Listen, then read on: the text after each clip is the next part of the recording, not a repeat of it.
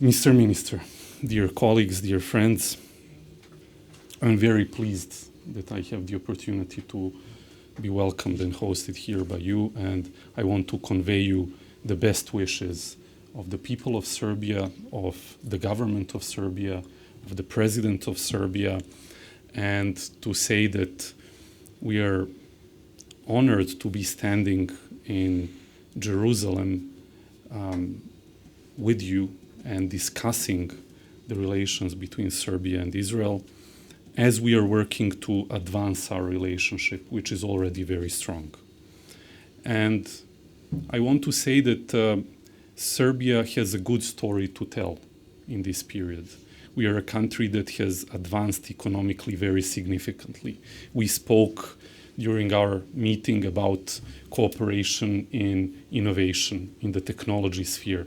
Serbia is at the forefront of the economic growth in Southeastern Europe with a growth rate of above 4%, with a sprawling IT and software industry. Belgrade has become a hub for many high-tech companies from the United States, from elsewhere in Europe, and we want to partner with you in forging our future in this sphere. I believe that in the economic sphere, there is so much we can do. Serbia has had and still has a historic Jewish community, which is an incredibly valuable part and segment of our society.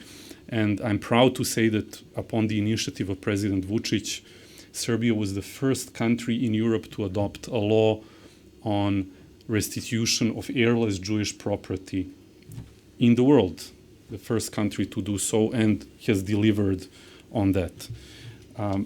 We will continue to do everything to jointly commemorate in this very important year in which we mark the 80th anniversary of the defeat of Nazism and fascism, to commemorate the Holocaust, to commemorate all the victims of this totalitarian ideology, but also to make sure that ground is laid for the new generations to be aware so that mistakes from the past are not repeated, and so that we jointly tackle the challenges of anti-Semitism, which is unfortunately in our times present in Europe and elsewhere. You can count on Serbia 100% on these issues and more.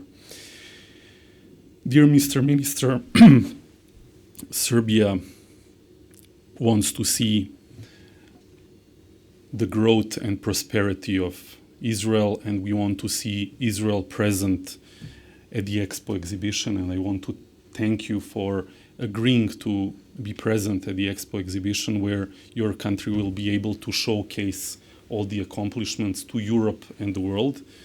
And Belgrade will be a meeting place for countries from various meridians, various continents, and we are investing upwards of $17 billion in this project and invite you to be a part of it. We encourage the further influx of Israeli investments. Now, very importantly, I want to say that we discussed today our cooperation in the sphere of enhancing people-to-people exchange. And we want to see the resumption of visits by tourists, Serbian tourists to Israel, Israeli tourists to Serbia.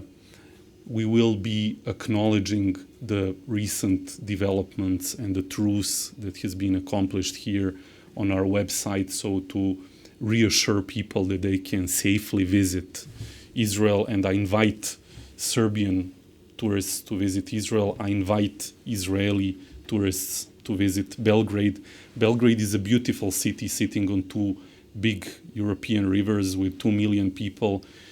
Recently, a number of restaurants have been awarded the Michelin star, and there are many Jewish and other monuments to see. So I invite you, you will all be warmly received and treated. I also use the opportunity to inform the minister and our Israeli colleagues of the suffering and the plight of the Serbian people in Kosovo, who have faced hardship and persecution, and inform the minister about our ambition to in a constructive way keep maintaining stability in our region, which is essential for the safety of Europe. We also discussed the situation in the Middle East. As I mentioned, Serbia stands and supports the people of Israel and has supported it in the wake of the multiple attacks that happened. And I want to use this opportunity to say that we are particularly sensitive to the hostage situation, as there are still many people who are being held in captivity by Hamas. And one of them, Alon Oel is an Israeli Serbian citizen who was kidnapped when he was only 22 years old. He was not a military person. He was not armed. He's a pianist. He has never done anything to harm a single living being. His family is from Novi Sad, from Serbia. He has endured tremendous suffering and has been for 500 days kept in a dungeon. And I want to make a plea, an appeal to all those who can help to release Alon and all the other hostages so that they can return to their homes, so that they can return to their families. And we will not stop until we make sure that our Alon is home and safe. And again, I will talk to anyone, plea anyone I can in this world to get this innocent boy back home. I apologize for being a little bit emotional on this topic, but this is really a humanitarian issue because Alon has been injured badly, both in his eye and otherwise has been malnourished, has suffered from very harsh conditions, and it's an urgent humanitarian matter. So I want to also thank you, Minister, for all of the efforts you're doing and the government is doing to free all the hostages. Thank you very much for this hospitality and for the visit, which is memorable for me.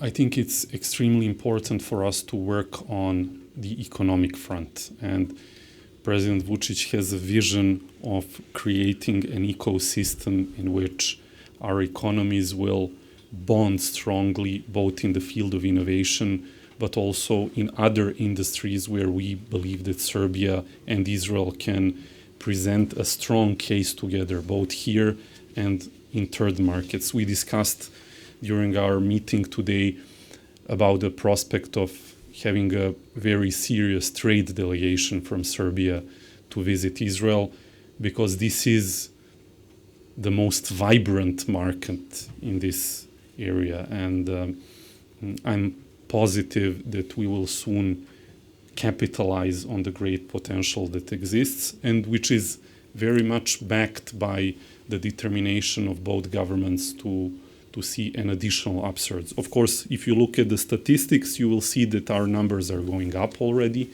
Even when it comes to tourism, the growth has been more than 30% last year, but we want to do much more. And we will do much more, you can rest assured. I'm very much looking forward to hosting my dear friend, Mr. Sar in Belgrade, and other ministers from the Israeli government. And this will be happening this year. Thank you. Yes, please. Hi.